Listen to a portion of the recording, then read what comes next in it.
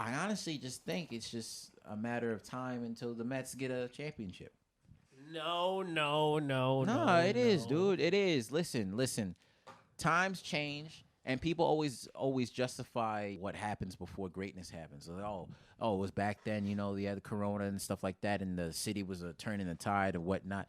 Listen, things are changing. You got Andrew Yang being interviewed by comedians out here talking about, can you keep your Timbs on when you're having sex with ladies? That's like my boy Lawrence. He found Andrew Yang after a show, and he interviewed him, and it went viral. Like Charlamagne Really? God talked about Andrew. Yeah. Lit. So listen, it's only about a matter of time until you have a change of the tide, and the Mets it's their time. No. Miracle Mets is coming back up. That was the 70s when they won, right?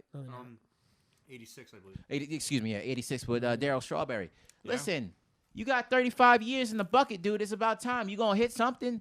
Every blind squirrel finds a nut. Every Mr. Met finds a Mrs. Met.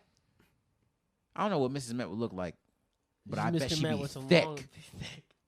She'd be mad thick. The Mets are 7. The Mets are 7-5, and the Yankees be are mad big. 0-10.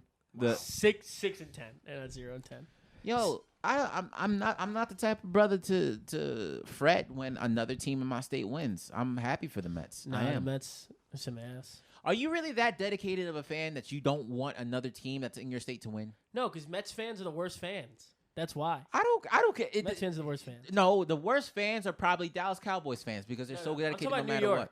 I love Dallas Cowboys. All right, I love Dak Prescott. Dak Prescott is the best quarterback. Put me on. Dak Prescott is the best quarterback in the world. Okay, he is better than anyone. I love Dak Prescott. I love Dallas Cowboys. All right, look, even the Islanders. Butch Goring. Okay, the guy who does their color commentary for the Islanders.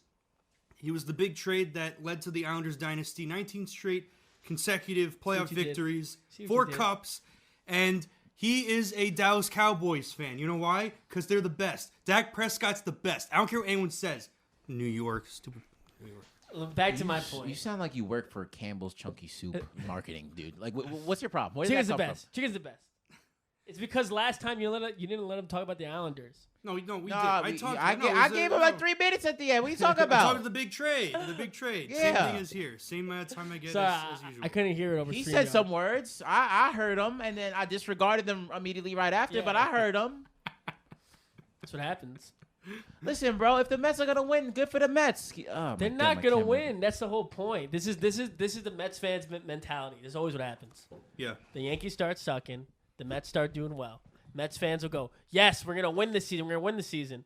A couple weeks later, it's flipped, and the Mets fans go, typical Mets, typical Mets. If the Mets win, it's okay. I just don't want to hear from the fans. I don't want to hear from the Mets fans are the worst fans. Why not? Your city is winning. The city that you represent is winning. It's not like it's a specific city, dude. It's not like a city where your ex is from. If that city was like, okay, yeah, forget that city.